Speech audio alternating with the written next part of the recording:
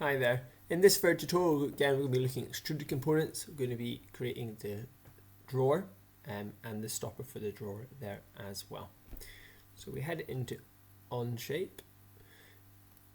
Remember, we want to be nice and careful when we're working in Onshape, really taking care to get our dimensions and clicking in the right place there. Because when it comes to assemble it, if it's all modeled nice and accurately, it'll be a lot easier to assemble. If in Onshape you end up out of the document, remember you've got your menu here, or list of files here. You can just click on the Suite Dispenser document that you've created, and you go back in here and you've still got all your parts. One of the great things about Onshape is it saves all your work as it goes along, as it's all saved in the cloud. So again, we're going to click on that plus symbol at the bottom left there. I'm going to create Part Studio again.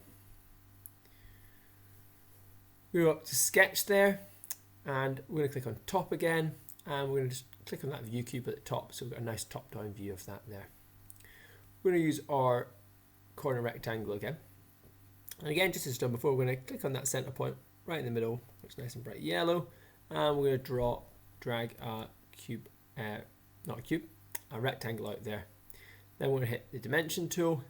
I'm going to click on that left hand side, then click off to the left, give that dimension of 150. I'm going to click on that front edge there and click down to the bottom there and give that dimension of 40 wide. And at the moment, that's all we want to do. So we can click the green tick there to finish the sketch. Just going to jump into the isometric view. And then we're going to go up here and we can see our toolbars again changed to be for 3D tools. I'm going to click extrude there. I'm going to click on the shape. We want that depth to be 20 millimeters. And once we've changed that there, we can just click the tick and we've got our depth of 20 there. Now we need to add, there's a hole that goes right through here and a little hole at the back for the stopper. So again, we're going to click on the sketch. We're going to click on the top face of that there. And then we're going to click on the top of the view cube there so we get a nice clear view of what we're doing. We're going to click on the line tool here. And we're going to add what we call a construction line. So we're going to hover over this bottom line. And as you see, if we go to the kind of middle of that bottom line, we get a little square. And that's kind of saying, if you click here, when that square is highlighted, it's going to constrain your line to the midpoint of that line. So we're going to click there.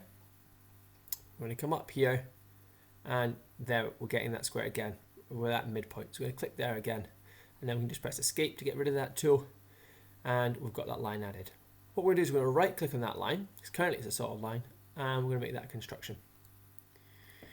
And we've got our construction line in there. And what we can use this to do is we can add our circle on that line. So we're going to grab the circle tool up here, so center point circle. We're just going to click on that line. Doesn't matter too much where, as long as we're on the line. And we're just going to click there. And then we're going to go and grab the dimension tool. So we're going to click on the edge of the circle. You can just click off to the side there. We're going to give that a dimension of 30.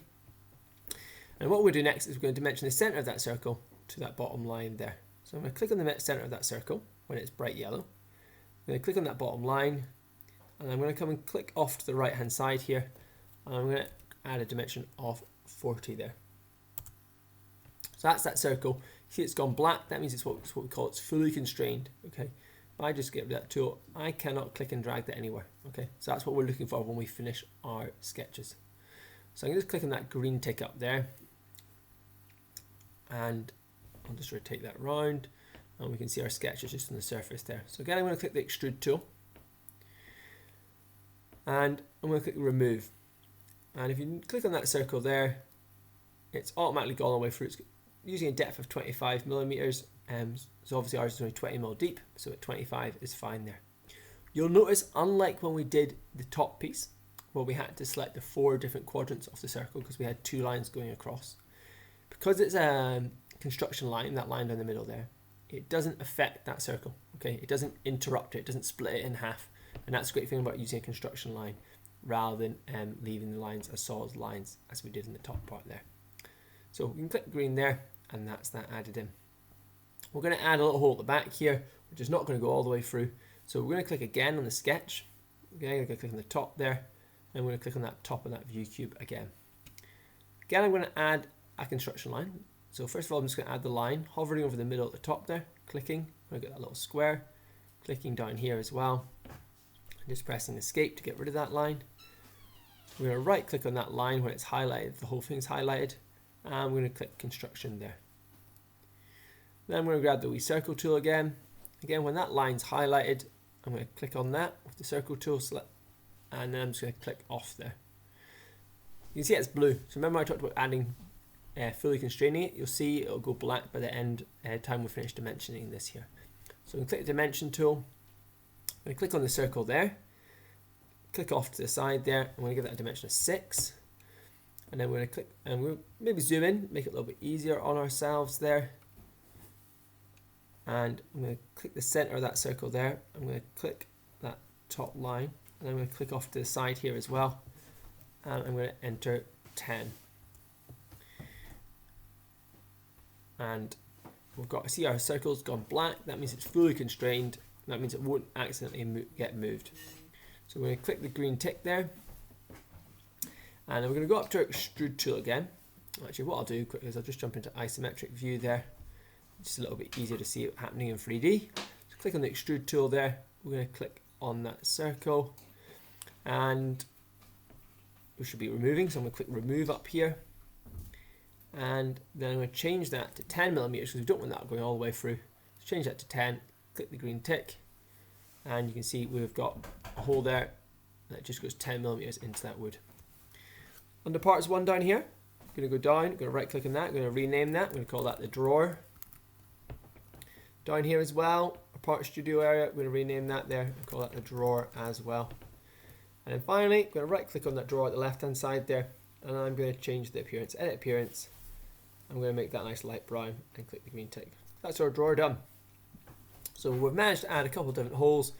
We've used a construction line there, and obviously seen the benefits of that there, and we've really made sure we've fully constrained our sketches before we exited them as well. So just quickly while we're in this tutorial, we're going to just do the stopper, which is going to go into that section there. So I'm going to go pop down here to the cross. I'm going to go create parts studio and sketch. Again, we're going to sketch on the top plane, so click on the top there. Again, click on the top of the view cube. I'm going to use the circle tool, and again I'm going to hover over that middle there and click on that there and just drag out and give us a circle there. Going to go up, going to click on the dimension tool, and we're going to click on the edge of the circle, then click off to the side, and we'll enter dimension of 6 for that there, and then we can just click that green tick. Just going to go up here and click isometric, and again I'm going to click the extrude tool, and we're going to click on that circle, and it's giving us a depth of 25. We want that to be 20, so change that to 20, click the green tick there, and we've got our stopper. So under parts 1, I'm just going to right click on that, rename that there. So that's our stopper. Down here, just going to call that part studio area again. I'm going to call that stopper. And then finally, that's going to be made of pine as well. I'll be made of dial. We'll give it appearance, edit appearance there, and we'll click on that beigey colour there, and we can click there. So there we've done our base, our top, our side, our drawer, and our stopper. The only thing that leaves us to do then is for the extruded parts is the tray.